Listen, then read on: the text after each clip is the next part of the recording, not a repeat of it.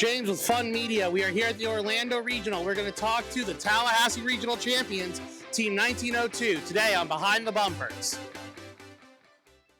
All right, Joe, you wanted to go over some of your intake? Yes, so our intake is a slap-down intake capable of intaking coral from any direction. Isaac, can you help me bring this out? Yep.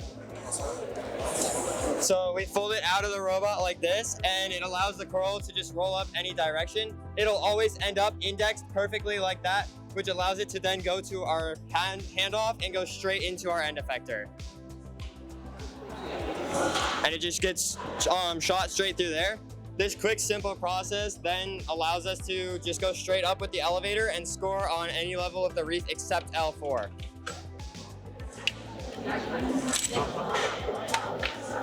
Our intake uses just horizontal wheels and then vertical wheels in the back with a twisted belt to translate the force between the wheels, and this allows us to simply get through all the algae and coral, and it's been super consistent throughout all of our matches. All right, when designing this intake in 2023, a lot of teams had issues with the cones because it's not a shape that is the same on all sides. Did you guys have anything that you specifically tested in order to be able to deal with the coral, which is very similar? So we actually did a prototype that looks almost identical to this one, where we had the set of horizontal wheels and vertical wheels in the back, and we just tested a bunch of different compression levels and different ways to have the wheels and positions, and that allowed us to find one that worked along with these angles of these plates. We found which one worked best for us, and then we just took it to the CAD and got it manufactured actually, and it's worked great with that setup. So yeah, we just got lucky and did a lot of prototyping with it. All right, and Isaiah, you were going to tell us some more about the elevator and scoring system? Yes, so like Joey said, our elevator can go from L1 to L3. And we're running a cascade elevator just to keep it simple, just with 2 stages. The first stage is just driven by chain, and the second is just powered with this cable here. And for our deep climb, we also use the same elevator. So our driver just drives into the deep cage, and it swings into the robot into this cutout, and just rests against these polycarb plates and this 1x1. And then when we're ready to climb, the elevator just goes down, which pushes on the bottom plate of the deep cage and just lifts us a few inches off the ground. And then at the end of the match, this ratchet locks. It's actuated by a servo, and it just locks us in place so the elevator doesn't backdrive, and then we can just stay hanging.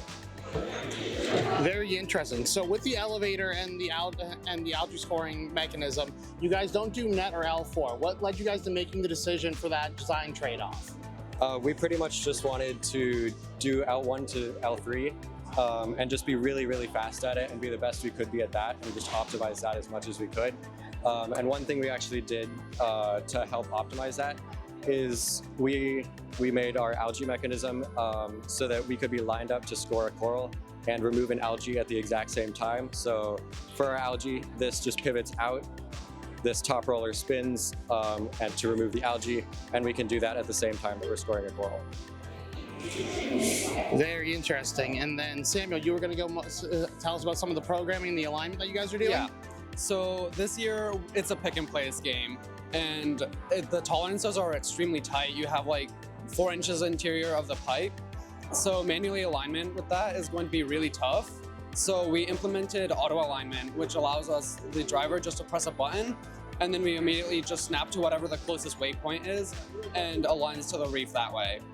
And then we have a separate one for L1 because that is a different lineup, because we decided that, or we determined that to align up with the L1, you can't be at the same levels as the reef. So that's another button. And then also we have object detection. Because we decided to go with a floor intake, we found out that intaking from the human player station wasn't going to be feasible because of the risk of dropping a coral into the robot trying to align with the human player station. So this allows us to do multiple pieces of coral in autonomous. Very, very cool. So I'm seeing what looks like 4 camera mounts, but 3 cameras right now. Is that correct? Yes, that is correct. So what exactly is each camera looking at, and which decisions are being led by each camera? So these 2 front cameras They're placed so that way we can always see an April tag no matter what, even pressed fully against the reef. And then this back camera just allows for more greater like poses of different April tags while you're against the reef or just throughout the entire field.